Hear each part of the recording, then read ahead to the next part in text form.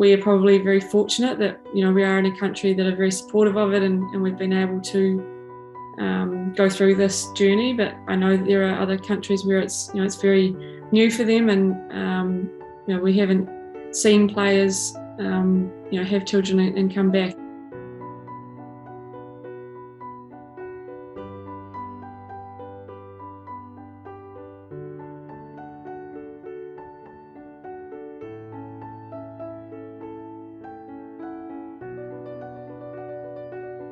Why can't women have it all? You know, why can't you have the career you want and have a family at whatever age you choose that to be? So yes, if you want something, you go out there and you get it, and that's, you know, it's no different to if you want something, you work hard in terms of on the field, I suppose. I play in Germany, so there's not as much resources. It's unprofessional kind of thing. So being a part of cricket while having kids is like an added challenge. When you have, you know, you look at it as a global scheme, we need to keep improving the women's game, the women's standards and what every country's at. You can't just keep having the ECB, CA skyrocketing there, like them two just fighting and building our standards while everyone else isn't keeping up. It's not good for anybody. Not all countries have a union, a body to go to, and so imagine if the ICC could be that body, if that could say, hey, this is a blanket policy that every country has to introduce, and I think that effect would just trickle down to every nation.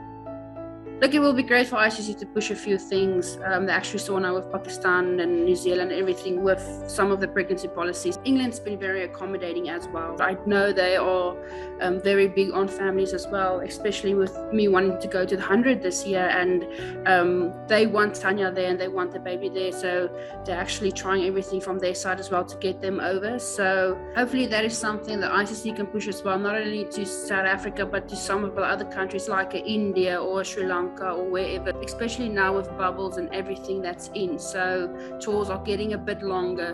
अगर maternity leave की कोई policy BCCI निकालता है तो मैं कहूँगी कि काफ़ी अच्छा होगा, क्योंकि बहुत सारी लड़कियां हैं जो शायद इसलिए शादी नहीं करती कि अभी मैं खेल रही हूँ, अपने करियर में है, मेरा करियर छूट जाएगा, आफ्टर मैरिज मुझे बेबी भी करना पड़ेगा। लेकिन अगर ऐसी पॉलिसी आ जाती है तो थोड़ी सी लोगों की थिंकिंग, लोगों की धारणा बदलेगी, प्लेयर्स की भी। हमारे इंडिया में या हम लोगों की स्टेट में कैसा होता है कि एक एज तक क्रिकेट खेलना है लड़की को, जितनी भी गर्ल्स हैं उनको ये पता है कि हम कम बैक कर पाएंगे, लेकिन जरूरी नहीं है कि उनको वो माहौल मिले, वो एनवायरनमेंट मिले। मतलब मैं ब्लेस्ड हूँ कि मेरे को ऐसी फैमिली मिली है जो कि मुझे इतना सपोर्ट करती है।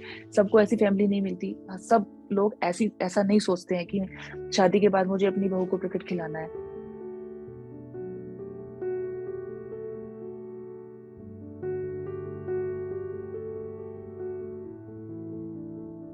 मैं इस चीज़ को बिल्कुल अंडरस्टैंड करती हूँ कि हमारे यहाँ पर कल्चरली हम लोग इस चीज़ को अभी तक इस तरीके से हम लोग आए नहीं है कि एक तो पहले शादी के बाद खेलना और फिर बेबी के बाद खेलना।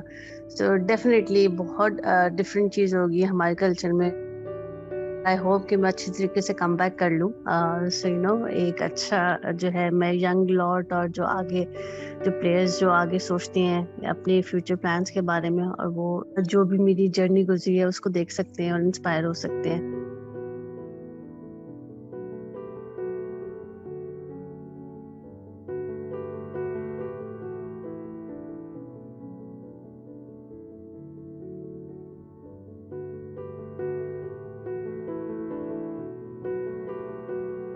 I had a really good pregnancy, I have to say. I mean, I was running right up until my birth date. I was still doing my strength and conditioning, thanks to Western Storm and the programs that they were giving me. But had I not had that support, I never would have been playing in August.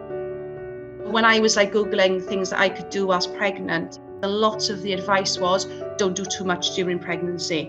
I mean, it's okay, if you're somebody who's a professional athlete or somebody who plays sport at a very high level, you're used to being so active anyway. Me then putting my feet up for 9 months just wouldn't have worked. It can actually then have a negative effect on you and your baby. So I think there needs to be a specific program that can be given to regions that they can follow, like a blueprint, and they can obviously adapt it then for different players. Plans, support for strength and conditioning coaches, for doctors, and for players to know that what they're doing with their bodies is not going to harm themselves or their baby, and having that clear plan after, I think, is key.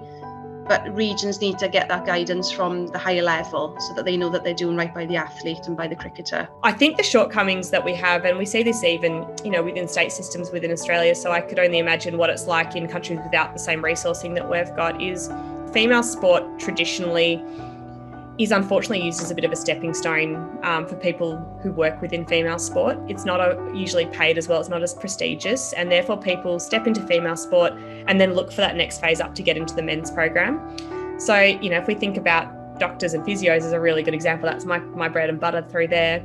A lot of people will jump into female sport for a year or so, then get the offer into the male role and they move on again. So they're not necessarily in female sport because they've got that desire to work or that understanding necessarily to work with female athletes, but they're there to try and get that next leg up. In order to actually change these sort of things, we actually have to resource female sport in the same way that we're resourcing men's sport. Not everybody talks about the postpartum depression very openly.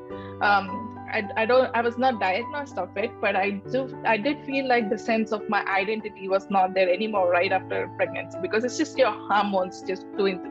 But my sense of identity was cricket.